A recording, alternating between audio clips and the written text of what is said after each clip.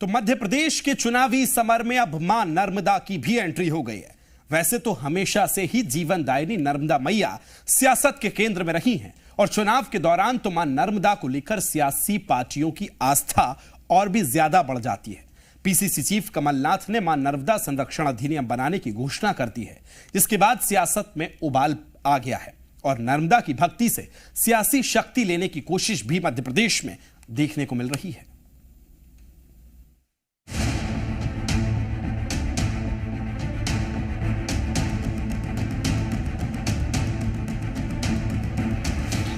मध्य प्रदेश का विधानसभा चुनाव अब पूरे शबाब पर आ गया है। चुनाव में घमासान तो देखने को मिल ही रहा है, लेकिन धीरे धीरे इस चुनाव में धर्म की एंट्री भी होती जा रही है।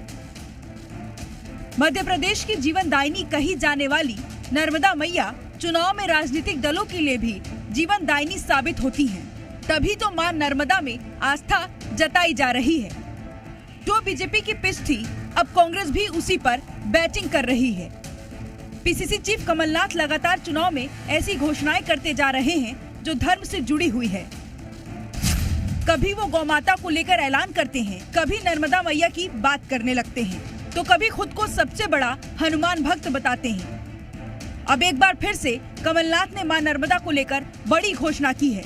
कमलनाथ ने सोशल मीडिया प्लेटफॉर्म एक्स पर लिखा कि पूज्य मां नर्मदा में मेरी गहरी आस्था और विश्वास है।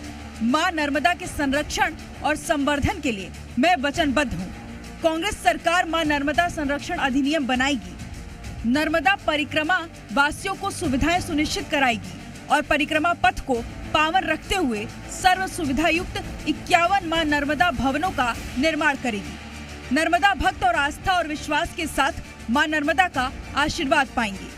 त्वदीय पाद पंकजम नमामि देवी नर्मदे, कांग्रेस आएगी खुशहाली लाएगी।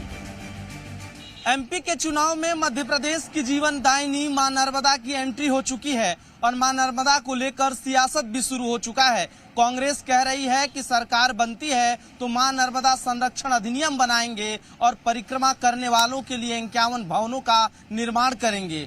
बीजेपी भी कहती है कि हम नर्मदा के संरक्षण संवर्धन में तमाम काम किए हैं, लेकिन अब इसे लेकर प्रदेश की सियासत गरमाई हुई है। लेकिन देखना होगा कि मध्य प्रदेश की सियासत में 23 के रण में मां नर्मदा किसका बेड़ा पार लगाती हैं। विधानसभा चुनाव में मां नर्मदा के जयकारे लगाए जा रहे हैं। बीजेपी हो या कांग्रेस, दोनों ही पार्टियां नर्मदा के नाम पर जीत की सीढ़ी चढ़ना चाहती हैं। वहीं मां नर्मदा संरक्षण अधिनियम बनाने के वचन पर बीजेपी ने कांग्रेस पर तंज कसा है और कहा कि सनातन का विरोध करने वाले कांग्रेसियों को चुनाव आते ही मां नर्मदा और गंगा की याद आती है।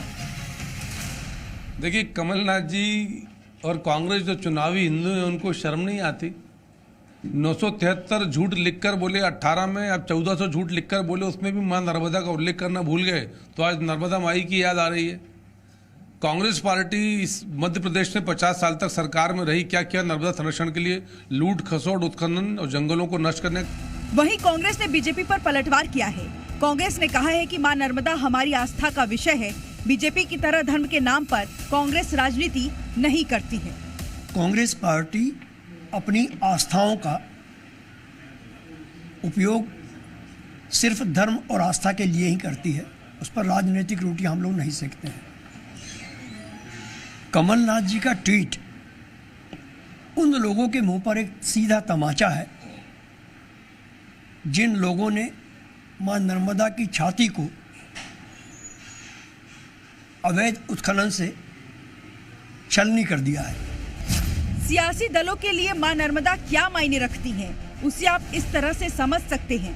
एमपी विधानसभा चुनाव का शंखनाद प्रियंका गांधी ने नर्मदा आरती किया था। वहीं भारत जोड़ो यात्रा के दौरान राहुल गांधी ने भी मां नर्मदा की पूजा अर्चना और आरती की थी। इसके अलावा कांग्रेस ने नर्मदा सेवा सेना यात्रा भी की थी। बीजेपी के बड़े नेता भी मां नर्मदा का आशीर्वाद लेते रहते हैं। यानी सबको मां नर्मदा की कृपा चाहिए।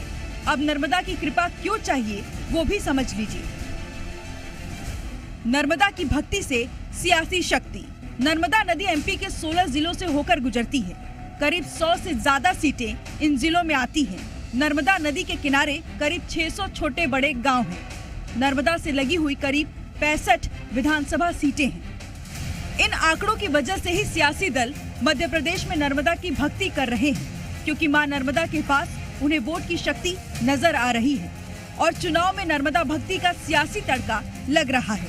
यही वजह है कि अब कांग्रेस हो या बीजेपी, दोनों ही दल नर्मदा के सहारे हैं। देखना होगा किस सियासी दलों की नैया मां नर्मदा मैया पार करती है। ब्यूरो रिपोर्ट, जी मीडिया।